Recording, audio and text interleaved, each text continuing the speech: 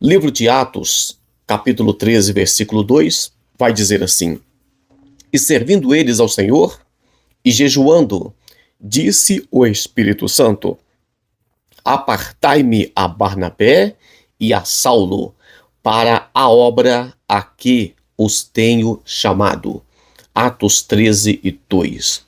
A pergunta que eu quero começar é: se a igreja de Antioquia precisou jejuar e orar para ouvir o Espírito Santo separar os missionários, será que hoje estamos parados demais para ouvir a mesma voz do mesmo Espírito Santo que habita na igreja?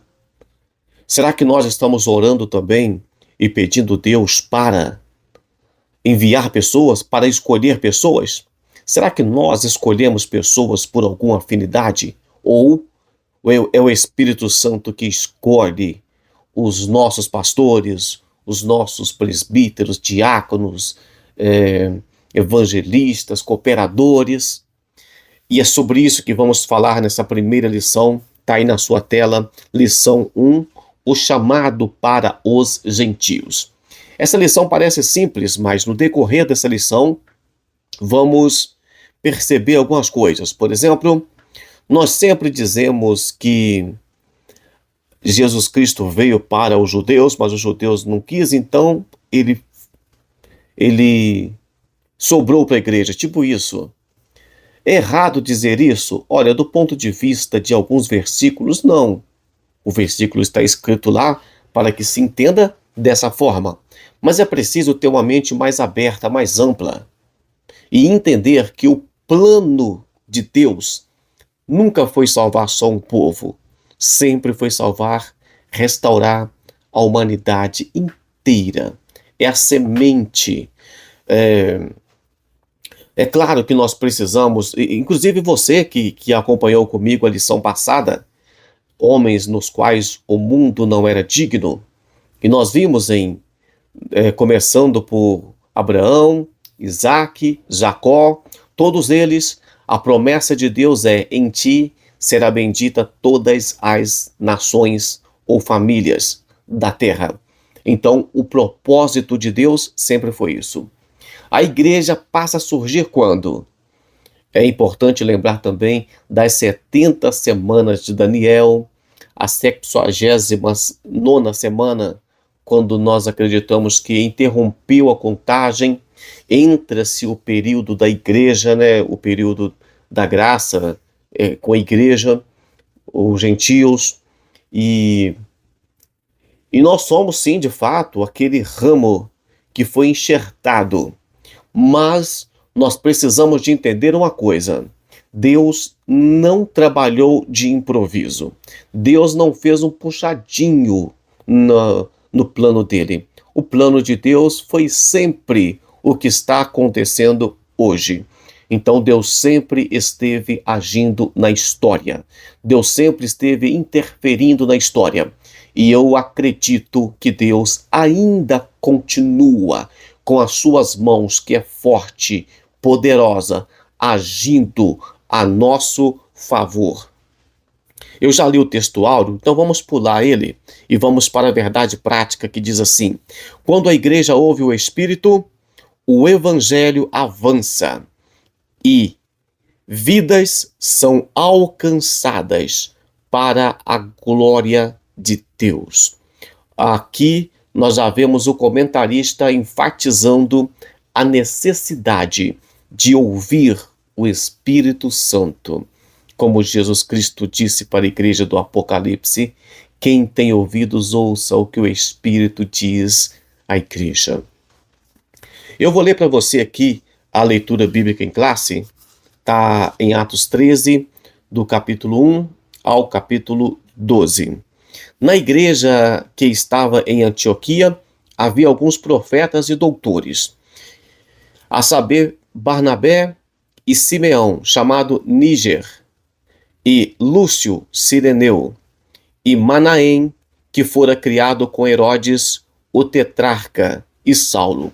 Bom, gente, vimos aqui no primeiro versículo que a igreja de Antioquia era uma igreja que havia pessoas ilustres, tá?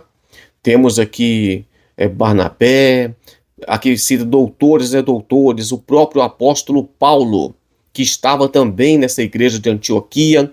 Era uma cidade muito importante na época. Eu devo falar isso para vocês daqui a pouco no decorrer da lição.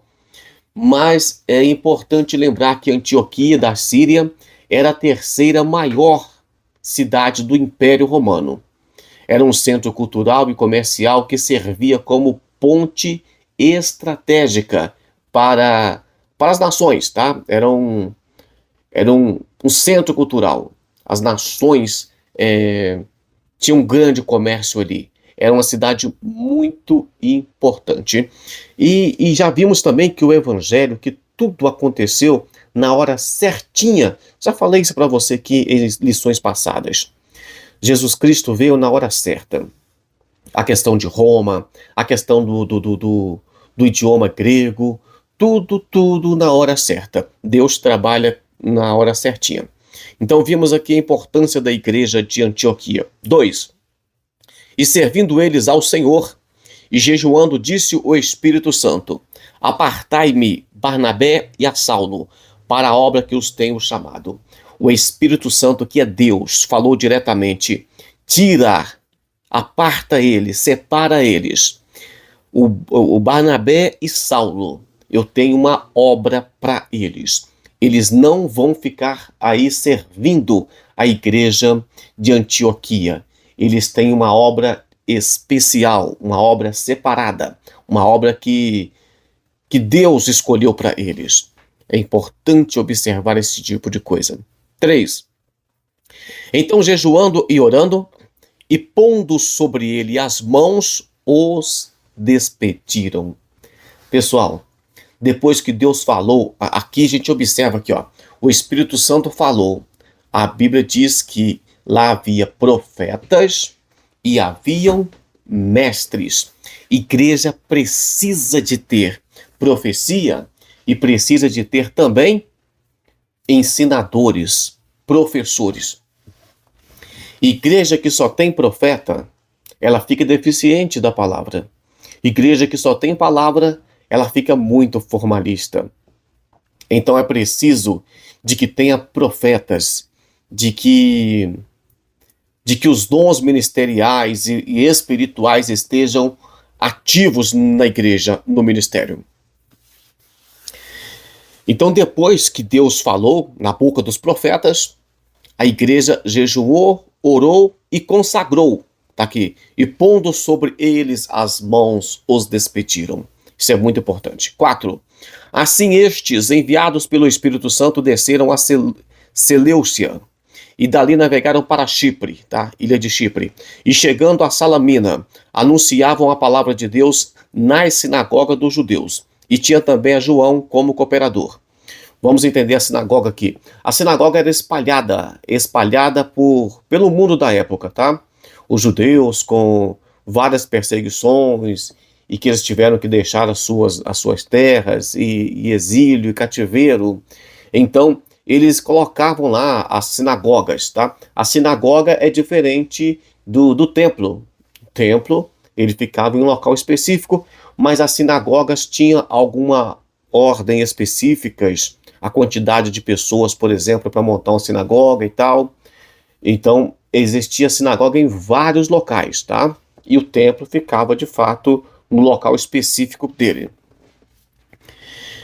Jesus Cristo pregou em várias sinagogas, nós vimos isso.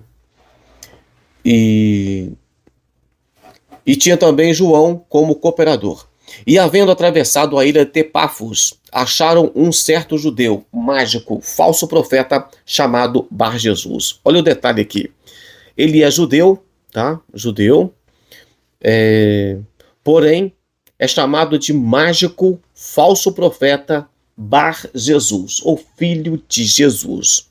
Só que, para frente aqui, no versículo 7, vai dizer que ele estava com o procônsul Sérgio Paulo, que era varão prudente, e este, chamado a si Barnabé e a Saulo, procurava muito ouvir a palavra. Então, esse Sérgio Paulo queria ouvir a palavra de Deus, mas esse endemoniado, por nome de Bar-Jesus, estava atrapalhando a obra de Deus. Versículo 8. Mas resistia-lhes Elimas. Observem que lá no versículo anterior, chamou ele de Bar Jesus. Mas aqui diz que é Elimas, a mesma pessoa, viu? O encantador, porque assim se interpreta o seu nome. Então, o nome dele é tanto Bar Jesus quanto Elimas. Trata-se da mesma pessoa.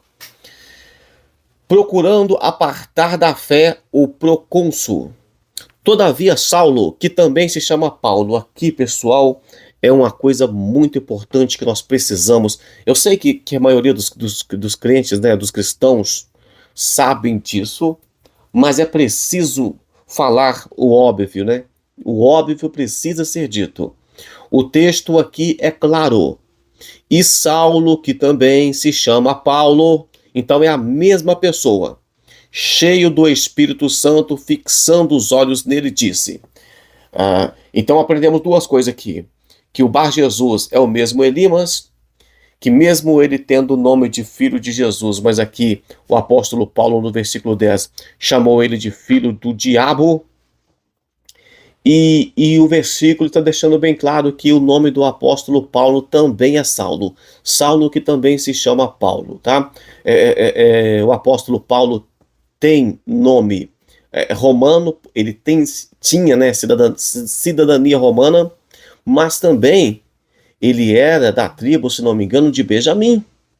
Então, ele era conhecido pelos judeus com o nome e pelos romanos por outro, mas é a mesma pessoa. Então, Jesus não transformou Saulo em Paulo, não. A Bíblia não fala isso, tá bom? A Bíblia fala que Saulo é Paulo, é a mesma pessoa. Vamos para o 10. O filho do diabo, ó filho do diabo, cheio de todo engano e de toda malícia, inimigo de toda justiça, não cessarás de perturbar os retos caminhos do Senhor?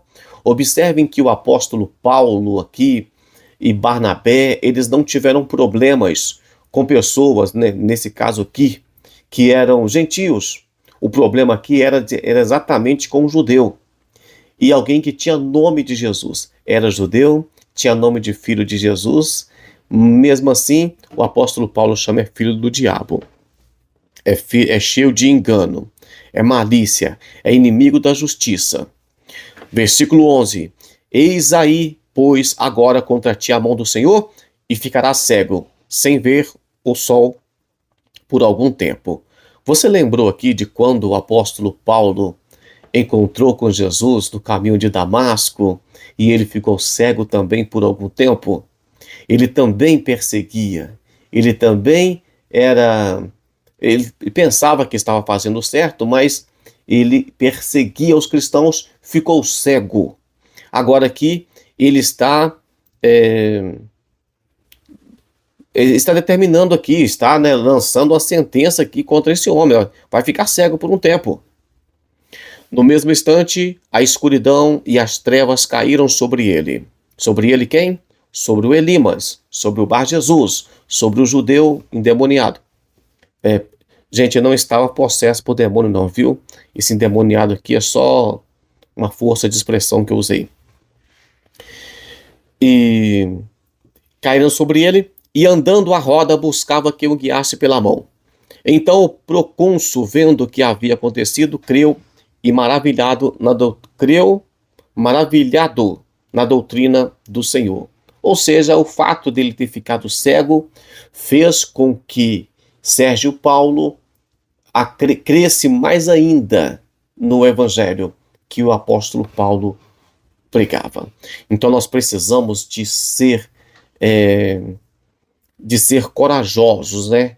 De fazer a obra de Deus, de orar mesmo pelos doentes para serem curados, expulsar os demônios e não ter medo, tá? E ouvir a voz de Deus. Vimos que eles estavam em uma igreja que orava, que jejuava, que impunha as mãos, que tinha mestres e tinha profetas. A igreja precisa de tudo isso. Se a igreja hoje está fraca, o culto está esquisito, é porque está faltando profetas, está faltando mestres. Quando tem profetas e mestres de Deus verdadeiramente, a igreja vive em oração, vive em jejum. impõe as mãos nas pessoas certas e milagres acontecem. O objetivo da lição é 3. Primeiro, apresentar o contexto histórico e espiritual da igreja de Antioquia e a sua missão aos gentios. 2. Conduzir alunos à reflexão sobre a atuação do Espírito Santo na condução e na obra missionária e no envio dos obreiros. 3. Aplicar princípios da igreja de Antioquia à vida da igreja local, assumindo a missão cristã como identidade e compromisso. Então nós vamos entender aqui o contexto histórico, cultural, nós vamos refletir sobre o que aconteceu naquela igreja, a ação do Espírito Santo e dos obreiros, e nós vamos ver como aplicar isso na nossa igreja, na nossa vida nos dias atuais. Introdução vai dizer o seguinte: Lucas registra o cumprimento progressivo da promessa de Jesus de Atos 1 e 8. Atos 1 e 8 vai dizer: mas recebereis sobre vós a virtude, que há de vir sobre vós e ser-me-eis testemunhas.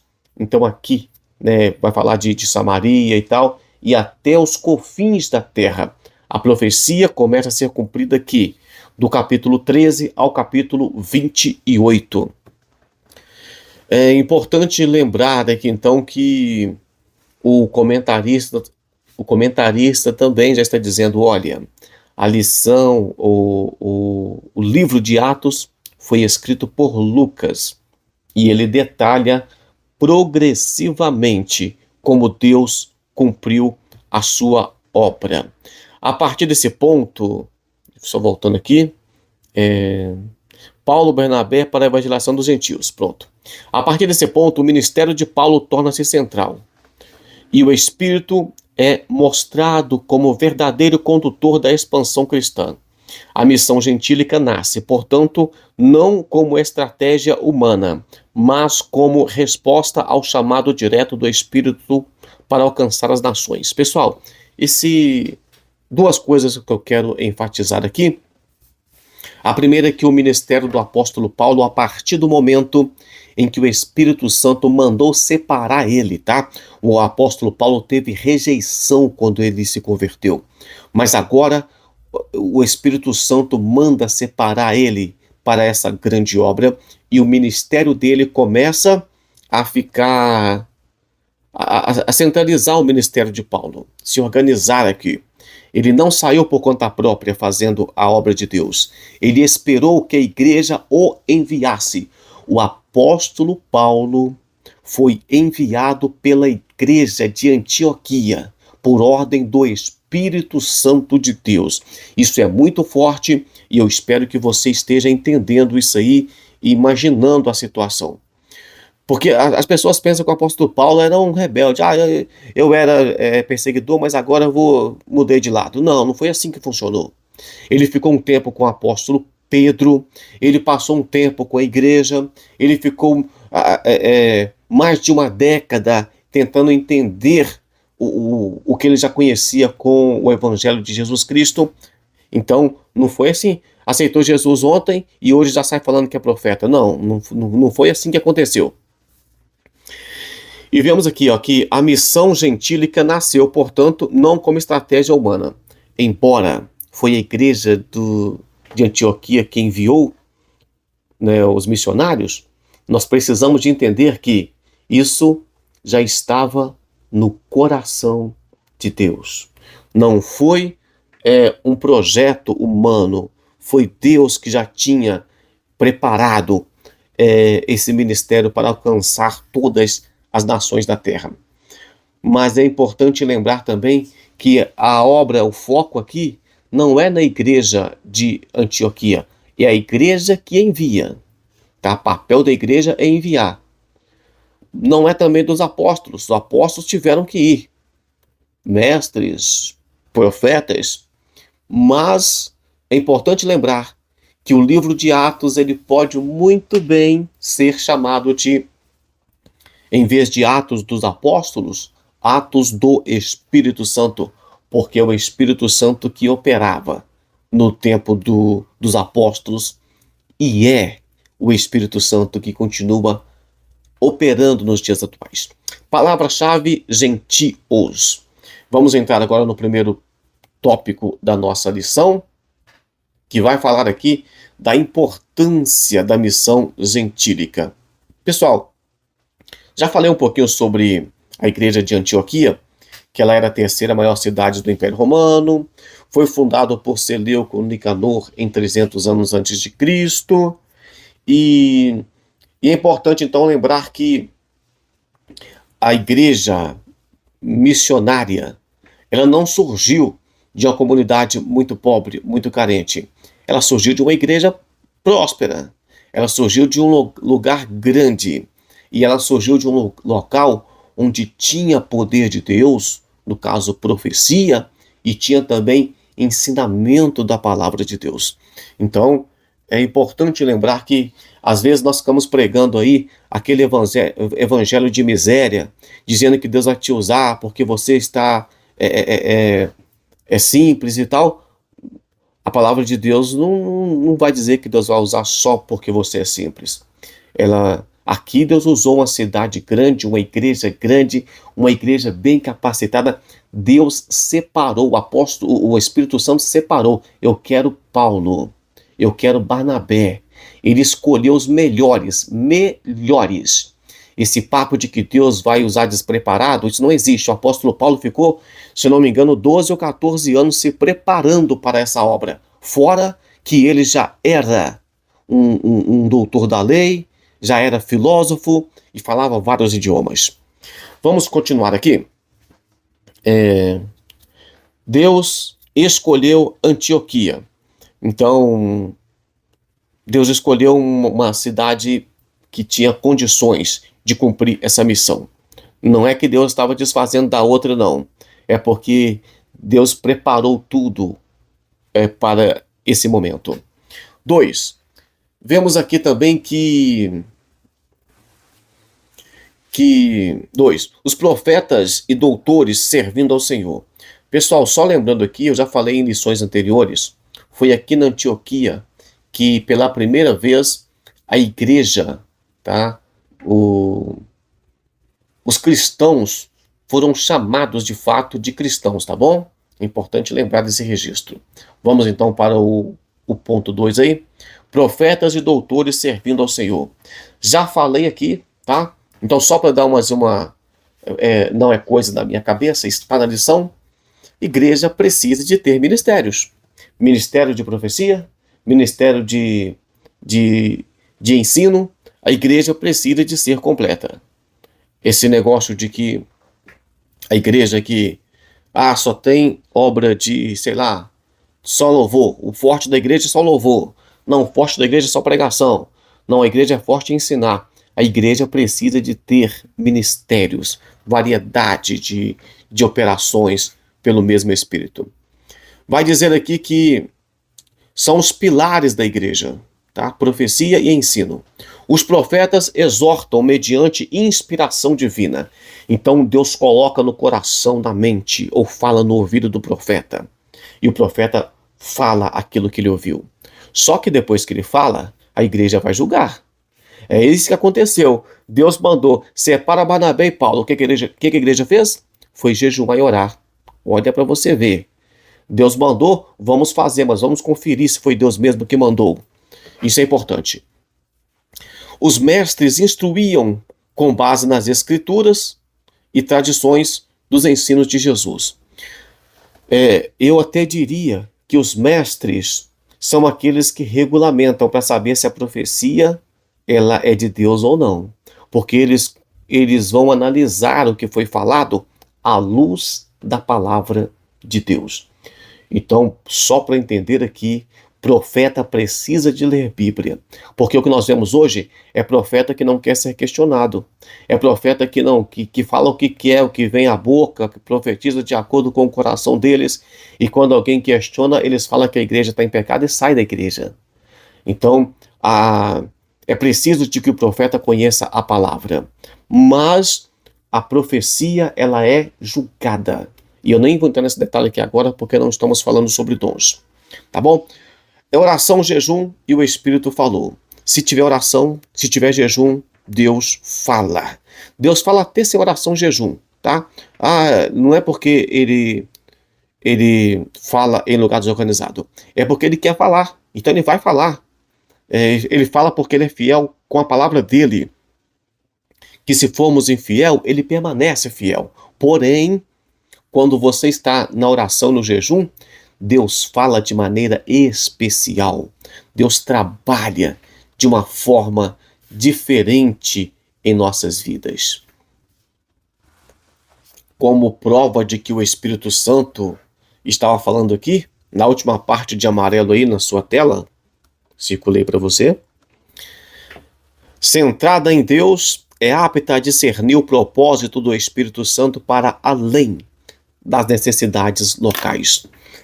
A igreja de Antioquia que orava, que tinha profecia e tinha estudo da palavra, era uma igreja que ela teve visão de Deus além das fronteiras dela, além das quatro paredes, além do povo daquela cidade. E é isso que nós precisamos, de ter um coração aberto, chamado para a obra missionária. 3. Separação de Paulo e Barnabé. O Espírito Santo ordenou. A igreja respondeu com jejum, oração e imposição de mãos. Gente, a igreja precisa de ter ordem. A igreja precisa de ter ordem. A igreja desobedeceu o Espírito Santo? Não. O Espírito Santo mandou, a igreja falou assim, agora vamos colocar em ação. Orando, jejuando, impondo as mãos, consagrando, ordenando, enviando aqueles homens que já estavam capacitados para essa grande obra. A missão dos gentios é assumida oficialmente pela igreja. Isso aqui mostra que a igreja precisa enviar. Esse negócio de pessoas, sou independente, a igreja tem que enviar. Esse negócio de obreiro que, você tem qual igreja? Eu venho aqui no monte. Mas que igreja que você participa da Santa Ceia aonde? Eu não participo não, ou qualquer uma. O missionário precisa de ser enviado por uma igreja, tá?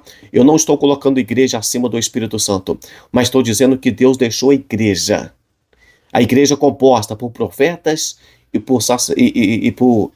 por mestres.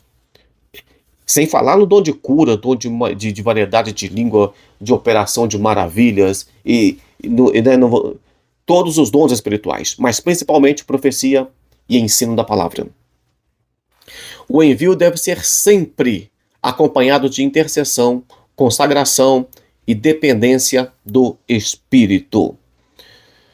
É muito perigoso quando a pessoa se auto-intitula profeta, se auto-intitula pastor, se auto-intitula missionário, sem ter recebido de fato o ministério para isso, uma ordenação para isso, sem ter passado por alguma avaliação, por algum cuidado.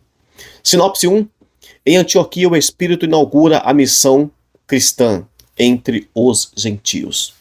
A igreja nasceu com Jesus Cristo, beleza? Mas ela foi inaugurada quando? No dia de Pentecostes. E quando foi que começou, e onde começou a missão da igreja? Em Antioquia. Vamos ler aqui agora, vamos para o ponto 2, o tópico 2. O Espírito Santo e a obra missionária. O Espírito Santo que conduz a missão. É importante lembrar aqui, eu já falei para você que o livro de Atos pode ser intitulado, em vez de Atos dos Apóstolos, como Atos do Espírito Santo. Porque o Espírito Santo é responsável por tudo. Ele quem inspira, ele quem dirige, quem separa, quem envia os missionários. Missionário que não foi enviado pelo Espírito Santo está fazendo obra própria, está fazendo sem direção divina. Está fazendo a obra de Deus, mas não a vontade de Deus, vamos dizer assim. Vamos prosseguir aqui. 2. O poder do Espírito na evangelização dos gentios. Nós vimos que essa confusão que houve com o Bar Jesus aqui, e esse confronto que houve quando Sérgio Paulo queria ouvir o Evangelho, isso, embora foi um conflito, mas ele facilitou, porque na hora que acontece ali, vamos chamar de milagre, que aquele homem fica cego, porque foi instantâneo, não foi.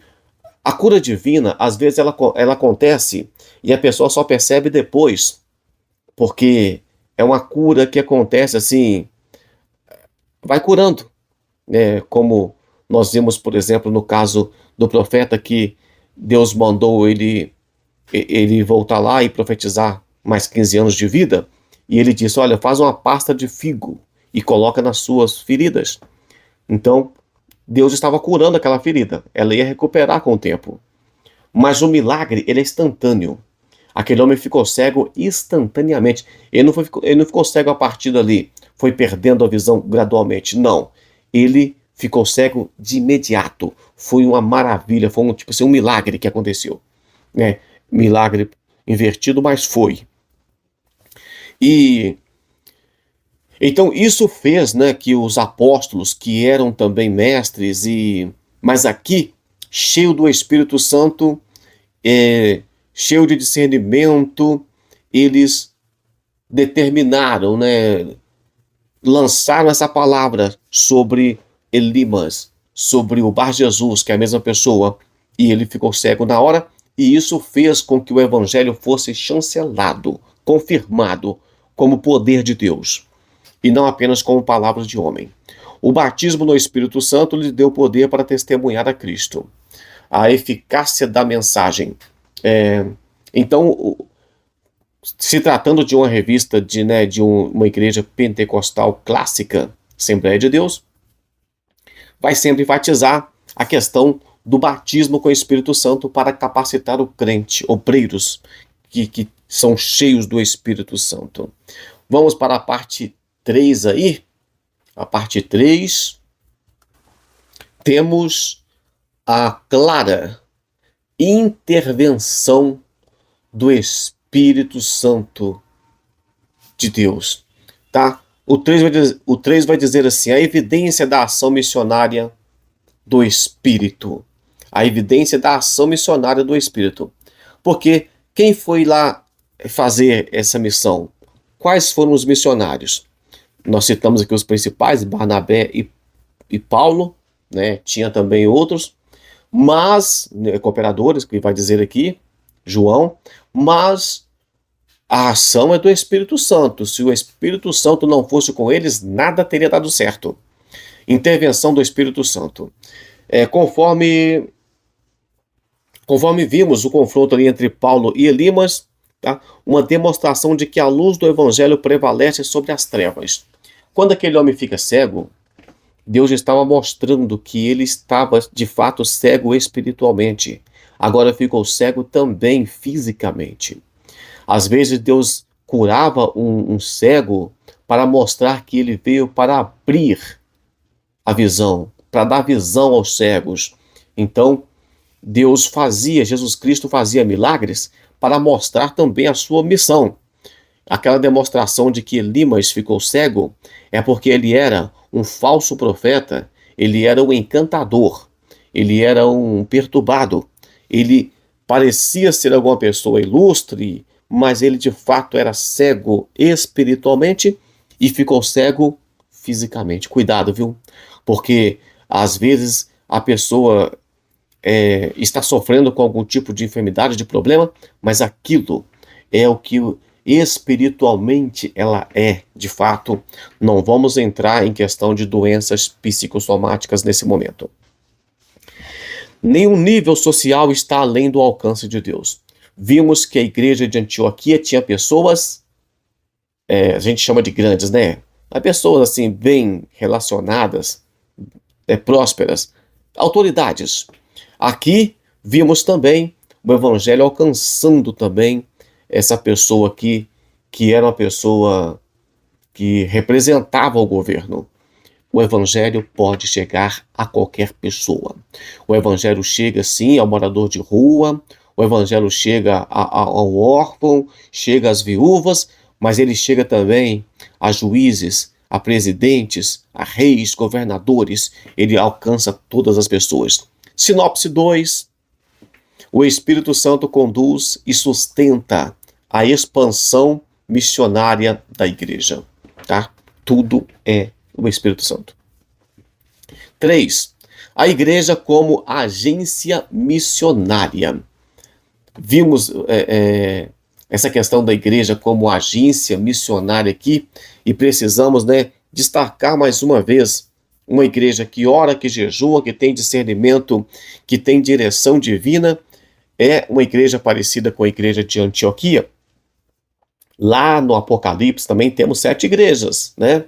Filadélfia, que é também a igreja especial, uma igreja exemplo, modelo. A obra missionária não é programação, mas identidade. Aqui o comentarista está dizendo que a missão, ela não pode ser só uma parte da igreja. Ah, vamos fazer uma missão, vamos ajudar um missionário. Não, a missão é algo que tem que estar enraizado. É identidade. Identidade, gente, é aquilo que a pessoa é de fato. A igreja precisa de ser uma igreja missionária. Mesmo que você não tenha condições, o seu ministério, a sua igreja, não tenha condições de enviar missionários, nem de bancar, né, de manter missionários, mas tem que ter a visão, tem que ter um coração aberto para essa obra. Isso precisa de estar no coração da igreja, porque está de fato no coração de Deus.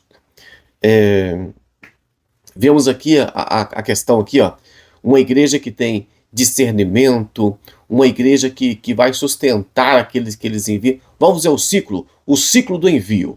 A igreja local cumpre o papel, a igreja de Antioquia cumpriu o papel. Qual que era o papel? De discernimento. Eles ouviram a vontade de Deus, a voz de Deus. Eles consagraram, impor as mãos. Aqui, impor as mãos é consagrar. Quando você consagra obreiros precisam de ser consagrados, em posição de mãos. E eles sustentaram, manter tanto em oração, como também financeiramente.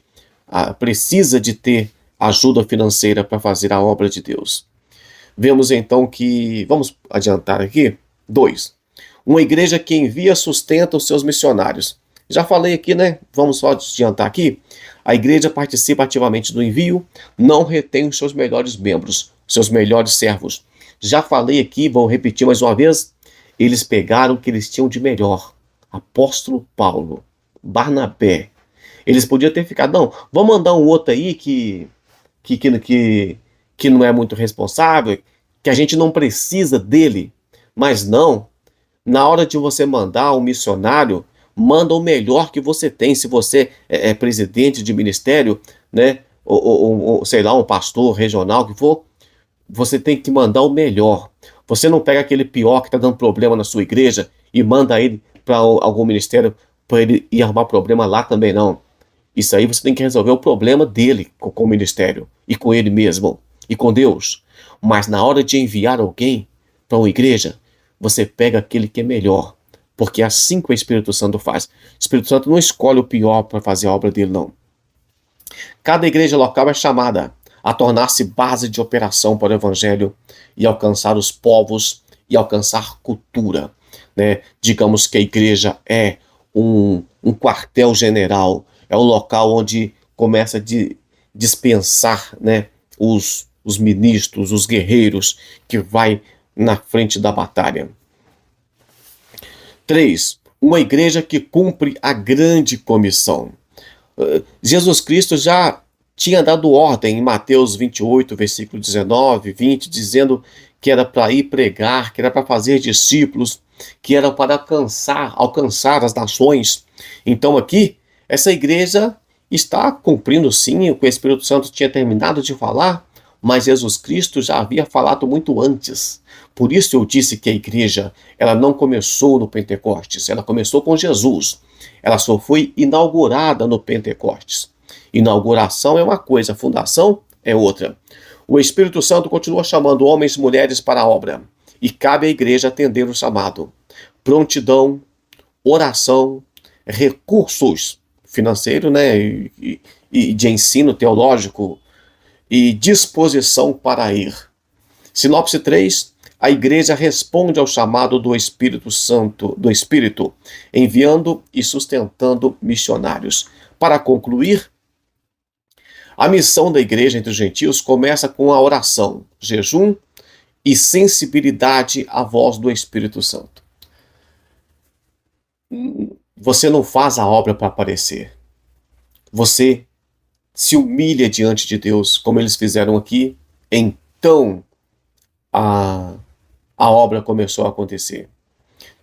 Na igreja de Antioquia, Deus mostra que fala, chama, separa, envia.